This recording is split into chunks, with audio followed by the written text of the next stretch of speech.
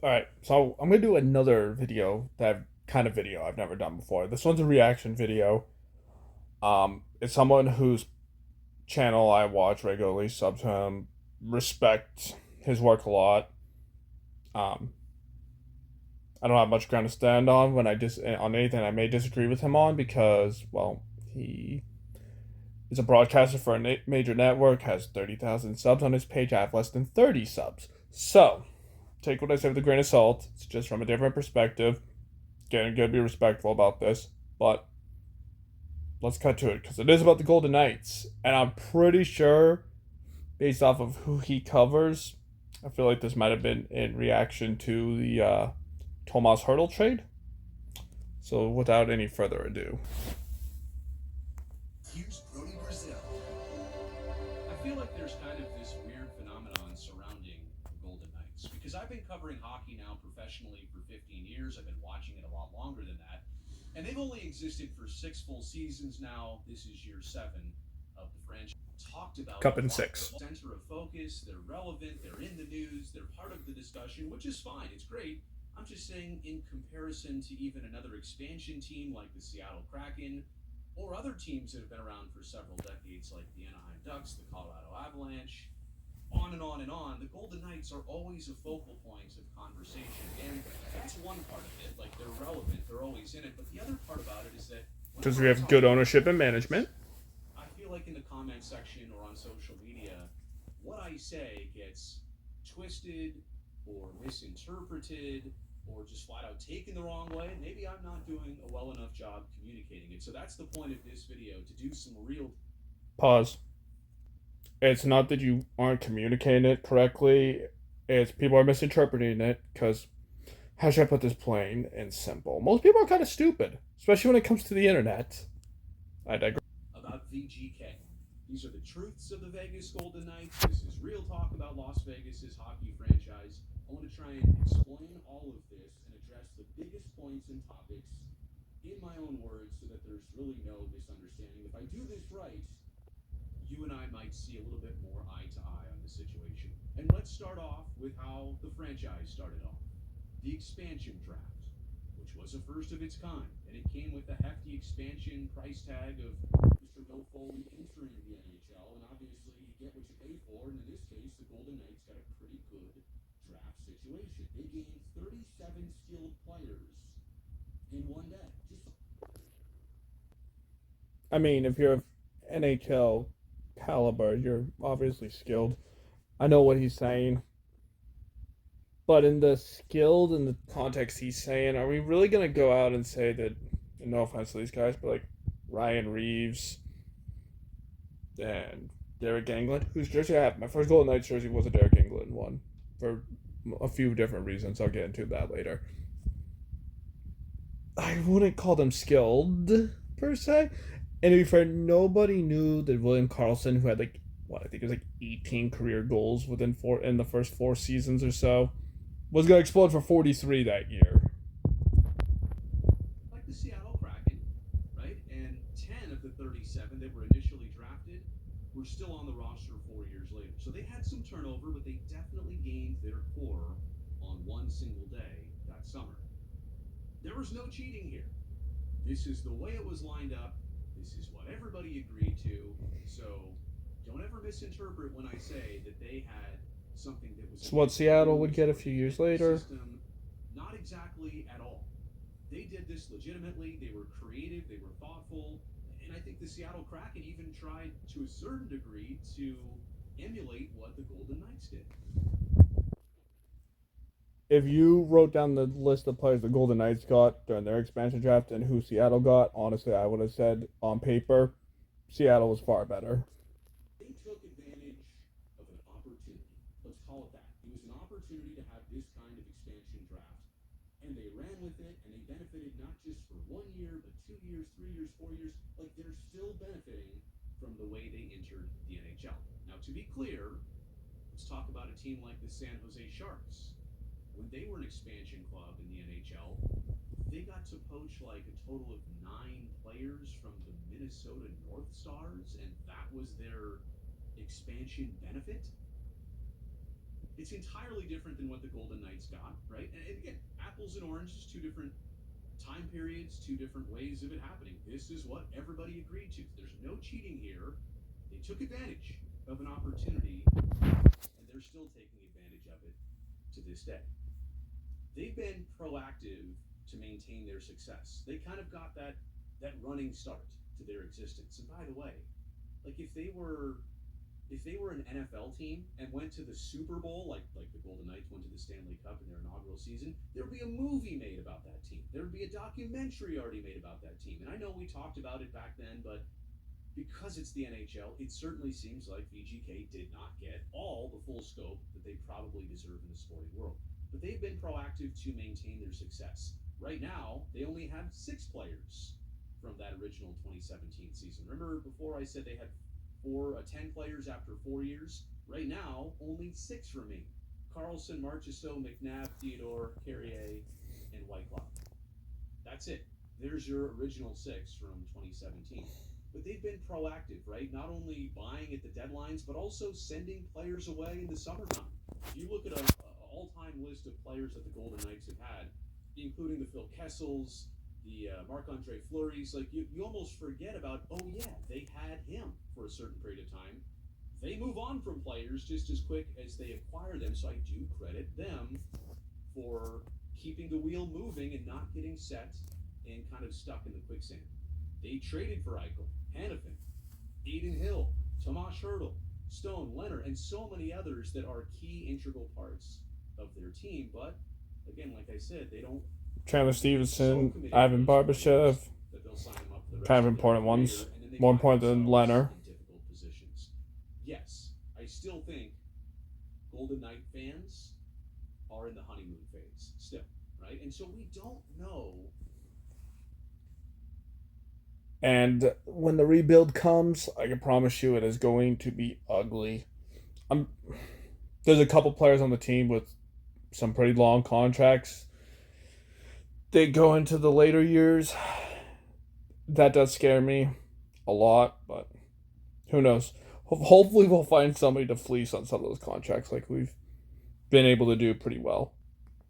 What your true existence is going to be like. We don't know how the fans are going to be when it's 5 straight years out of the playoffs. I mean, again, the Stanley Cup final appearance in year 1, and considering all that Las Vegas had just been through in that October, which we'll talk about, it was so meaningful. It was such a tone to set. It was such a high bar to place, and to have to meet year after year. To just appear in the Stanley Cup final in year 1, let alone to win it in year 6, is very unprecedented. And I mean, ask a team like the Vancouver Canucks, 50 plus years, and they still haven't won a Stanley Cup. That's something the Golden Knights did within 6 years. Look, it normally doesn't happen that way. And I don't know if that has fully sunk in with Golden Knights fans. And that is not a knock. This is the only existence you know. If you really are a Vegas hockey fan and that's it, and Vegas got you into hockey, you don't know any different. I can't blame you for that. I'm telling you to enjoy it because this is absolutely not typical. And it's not just the Cup appearance and the Cup win of last season, but they've made the playoffs in 5 of 6 seasons. It's about to be 6 of 7 seasons. Hopefully. So the initial success, I mean, you look across professional sports, unprecedented is probably just the best word for it. But time catches up with everyone. And we've really yet to see what a roster is going to look like with bad attendance during the lean years. And maybe it happens because you know what? It happens to everybody. And let me just say this from a personal perspective. The San Jose Sharks, through most of their existence, have had no major speed bumps.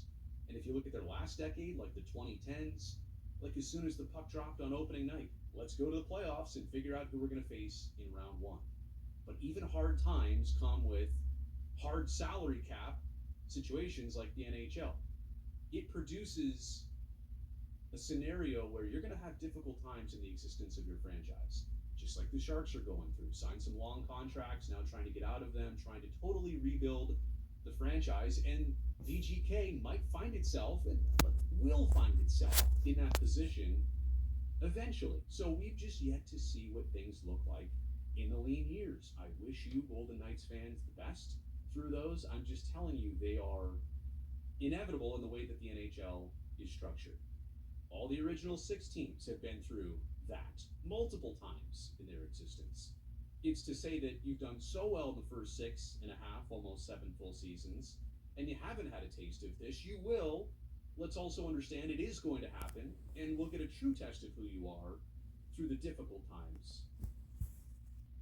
The part that I'm not looking forward to the most, honestly, when that happens, is the fan base.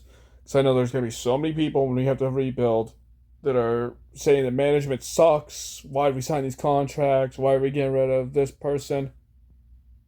Because we have at least one cup to show for it. Hopefully, by the time that happens, multiple. Something that a lot of teams don't get to say. As well too, I hope that's understood.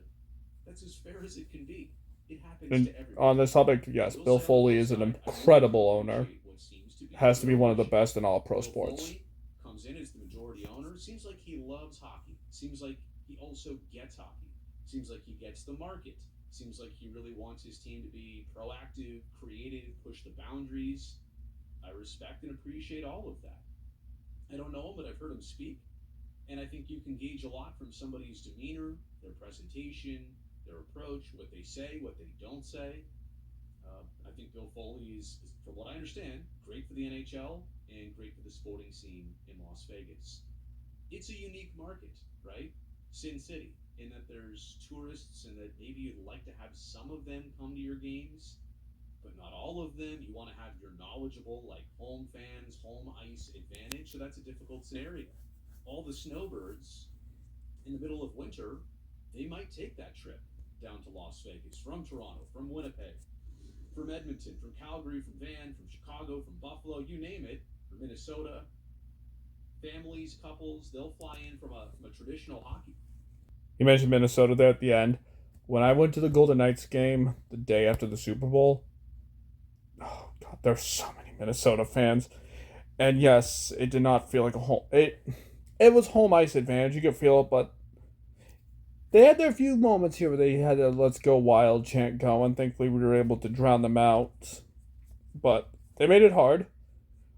He's got to mention here about how Bill Foley, how they have like a system integrated so that you can't buy large number of tickets if you're from like certain zip codes or certain areas when a certain team's in town. You talked about that at the Golden Knights Championship Parade, and honestly, it's bloody brilliant. Not always all that effective. I've been in Vegas when Toronto's been in town, and that was horrible. City to go watch their team play against the Golden Knights. It's a unique market in this wintertime scenario with the snowbirds coming in that you want to accommodate them, right? You want to make it a sold out arena. You want to sell tickets, but at the same time, Bill Foley has created a system where he doesn't even let groups of visiting fans sit together, right, at the games. They realize that's a problem. They were proactive about it. He talked about this last year after winning the cup, I believe. He was very honest about it. So, again, this is not the easiest situation for him. He's not taking over a traditional hockey market. He's had to do some things. He also privately financed T-Mobile Arena. Allegiant Stadium, when the Raiders came in, $700 million that they got from hotel room taxes. They asked for a lot of public money. What the Oakland A's are trying to do in their relocation right now, $380 million of public funding plus a bunch of tax breaks and property tax exemption over the years. But T-Mobile Arena, Bill Foley said, you know what?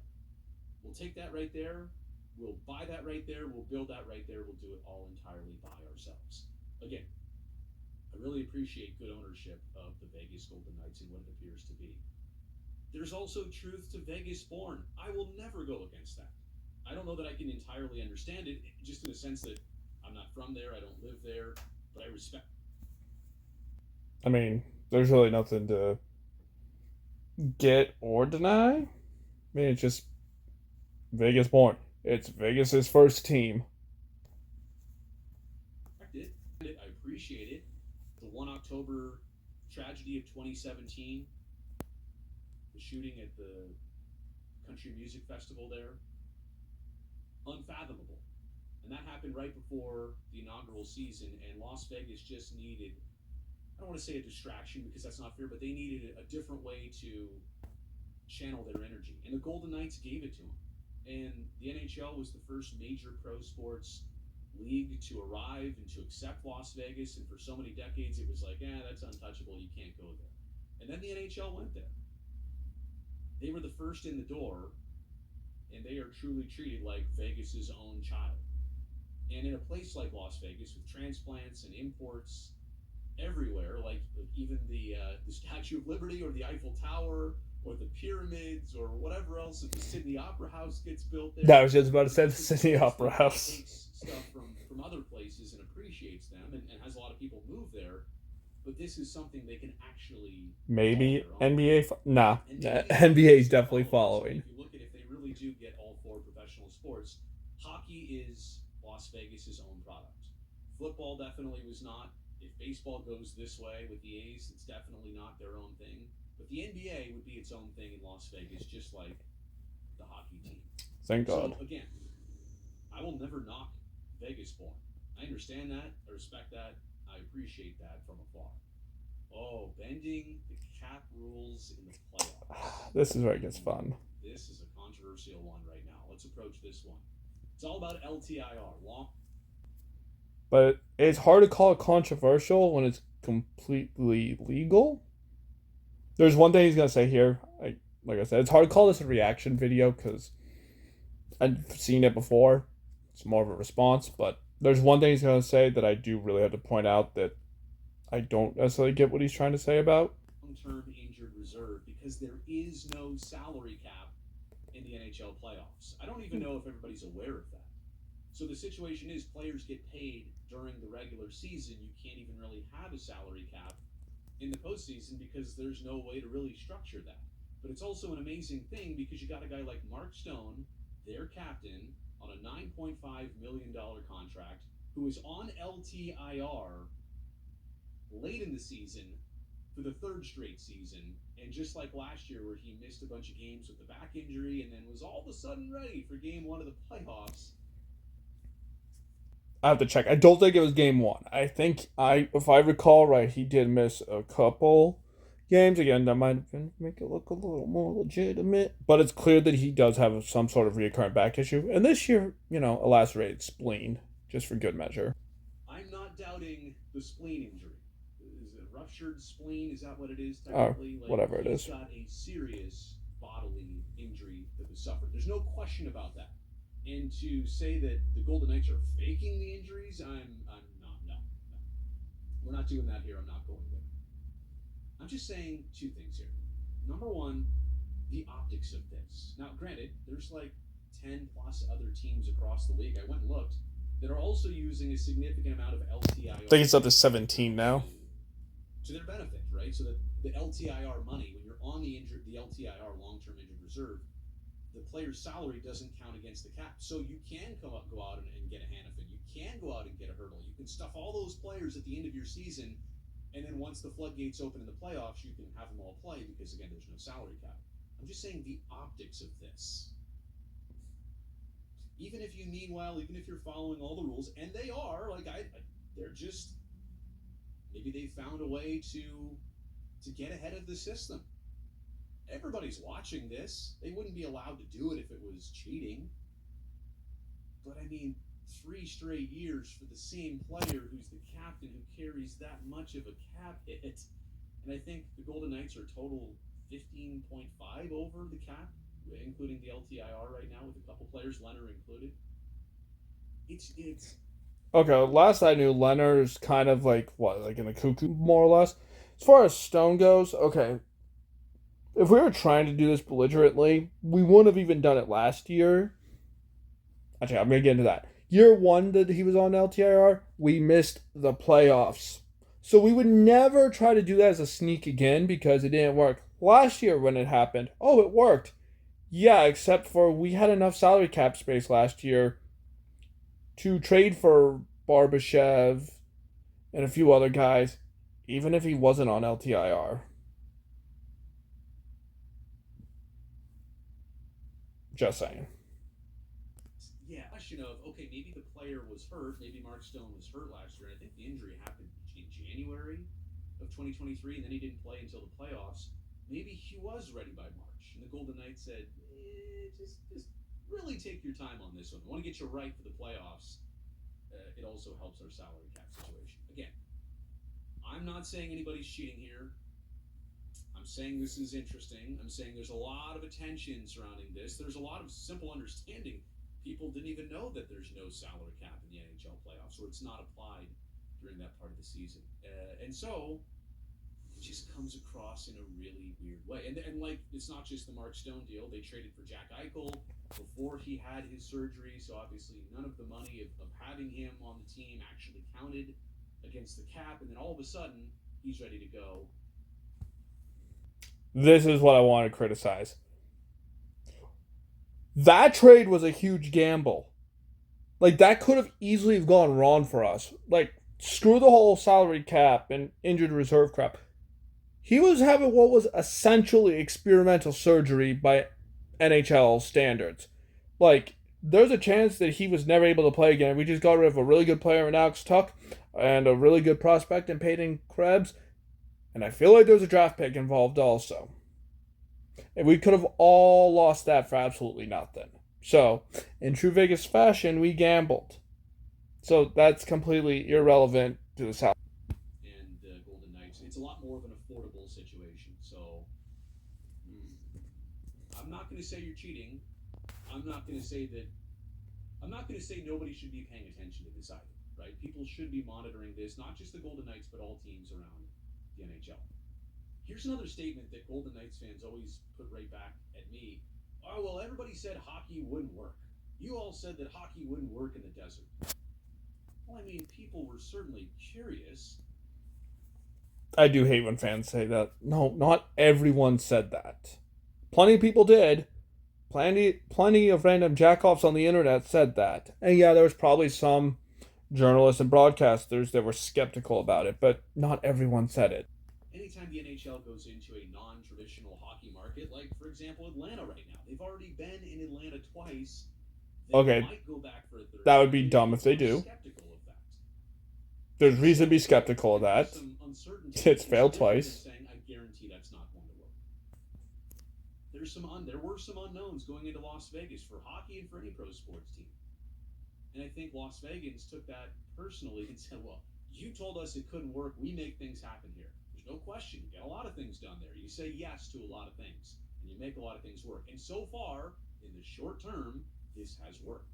No question about it. The long term's a different story, but nobody doubted you. They just questioned. And again, it'll still work even when we suck because visitor attendance. Tampa, which I guess it does. Dallas, then why not VGK? I love on the list the non-key cities under the if it works category. Notice that you don't see Arizona or Anaheim. Should say LA. The Kings, they've made it work. But I think that's just they have such a high population that it would be hard not to. I know people might say that about Phoenix, but I don't even need to go there. The Sunbelt hockey city.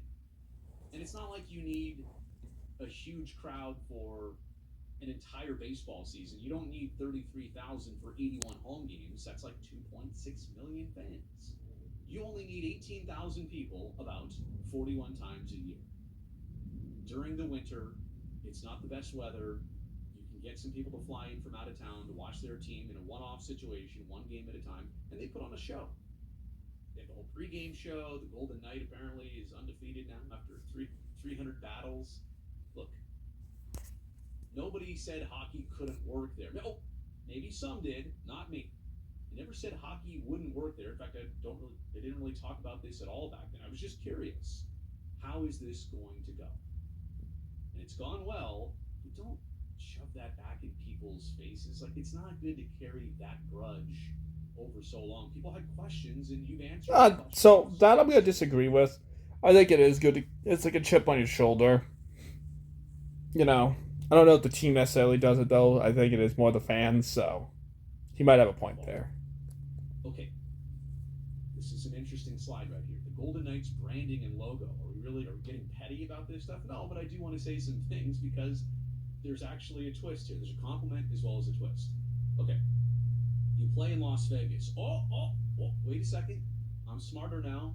I know a few things better now. You actually play in Paradise, Nevada. It is not Las Vegas. The Strip Good is catch. I Paradise. like that, Now Brodie. we've got that established. The NHL sent a memo to broadcasters, I want to say either in 2017 or 18, or maybe it was 16 or 17. All of us got the email that said, please don't refer to the Golden Knights as the Las Vegas Golden Knights. They'll be called the Vegas Golden Knights. And I don't remember if they said it specifically, but it was certainly implied that 4 words as part of their name was too cluttered. Agreed. So they didn't want to call it the Las Vegas Golden Knights. It's too much. Vegas Golden Knights. It comes off the tongue easier, I guess. But you still play in the Las Vegas area. We don't just call them the York Rangers or the Angeles Angels. Okay. 2 things here. 1, Vegas Golden Knights. It sounds right. It sounds good. It's not that different than if you said Las Vegas. If you said the York Rangers, that sounds horrible. The Angeles Kings sounds not as bad as the York Rangers, but still doesn't sound right. Also, people in Vegas, hey, where do you live? Vegas. No one's going to say York if they live in New York, or Angeles if they live in Los Angeles. They'd say LA. Like, there is a difference here. Angeles Kings, right? We don't shorten names of other cities just because that's the lingo. And I get it. A lot of people call Las Vegas just Vegas. I get it. But what other team in pro sports uses not even a formal nickname? I know people say, what about the Golden State Warriors? Well, that's actually the name of the state, right? We're not cutting half a name off. It's something formal and full. It's not slang, I guess. Maybe I'll lose that argument with people. Yeah. Maybe we're getting too deep in the weeds here, right? But that's fine. For me, I don't get how a hockey team can come in and say we're changing the name of the city we play in. That's just kind of weird. Okay, the logo, the V with the shield, it's ugly. I'm sorry. Brodie, you're killing me on that one, dude. I love our logo. And also, they're not changing. You gotta remember, in this case, the word loss, like, it means the. Las Vegas is the Meadows.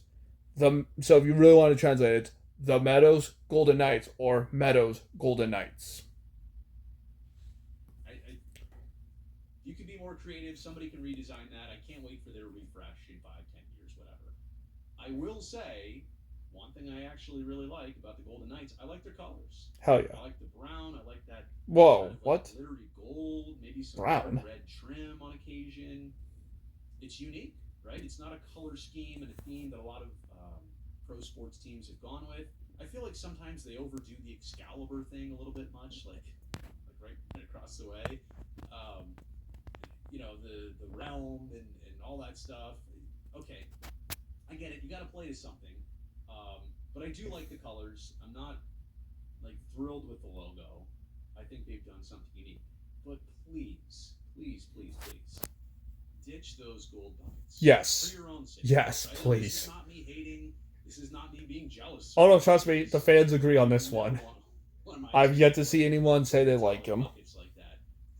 They don't look like Notre Dame football gold helmets that are classy and spray painted and done out of tradition. Those buckets look like a cheap Christmas ornament. They look that kind of shiny gold. Now, C3PO? Yes. Yes. D2's the small one. Yeah, C3PO's the tall, gold-plated, annoying one that never shuts up. Like, you look like C3PO with those buckets. What are you doing with those? And I know the Kings have the silver ones. It doesn't make it any better that they're doing it also. Just get rid of the buckets, please. The gold ones are so bad. Okay, we'll end it on that.